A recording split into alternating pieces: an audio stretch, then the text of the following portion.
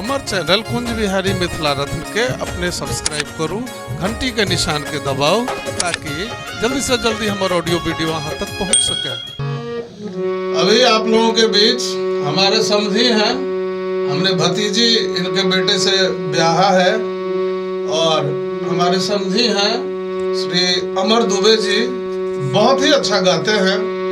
मैं अमर दुबे जी आपसे अनुरोध करता हूँ, रिक्वेस्ट करता हूँ कि आप अपने बहुत सुरीली आवाज में कुछ हमारे दर्शक को सुनाएं। और मैं कुंज बिहारी मैथिली को प्रतिनिधित्व करता हूँ, किंतु मैं बहुत सारा साज बजाता हूँ।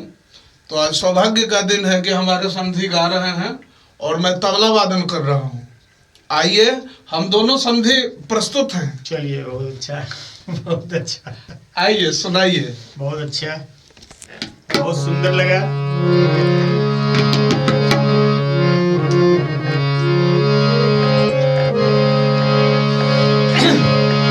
बीतले उमरिया विदेशिया ले, बीतले उमरिया विदेशिया ले, समझ लगी ना हमरा सुनी बास जरिया, समझ लगी हमरा सुनी बास जरिया, समझ लगी ना। बीतले उमरिया विदेशिया ले, बीतले उमरिया विदेशिया ले, समझ लगी ना हमरा सुनी बास जरिया, समझ लगी ना सुनी बास जरिया, समझ लगी।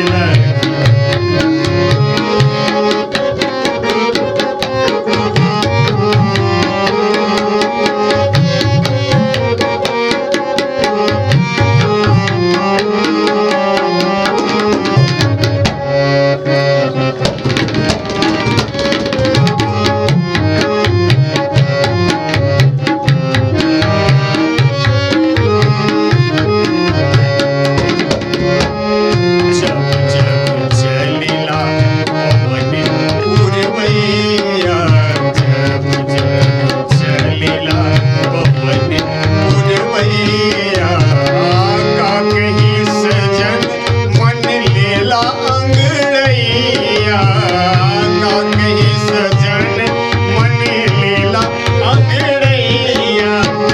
जब जब चलिला पवन पुरवैया, का कहीं सजन मन लेला अंगड़ैया।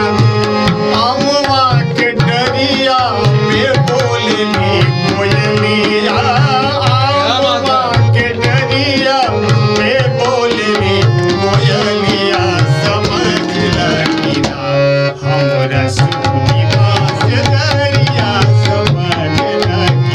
क्या बात है, बास जरिया, समझ लगी ना।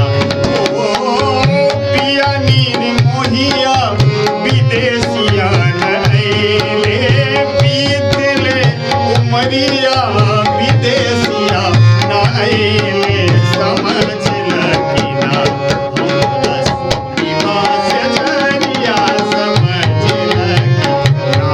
क्या बात है।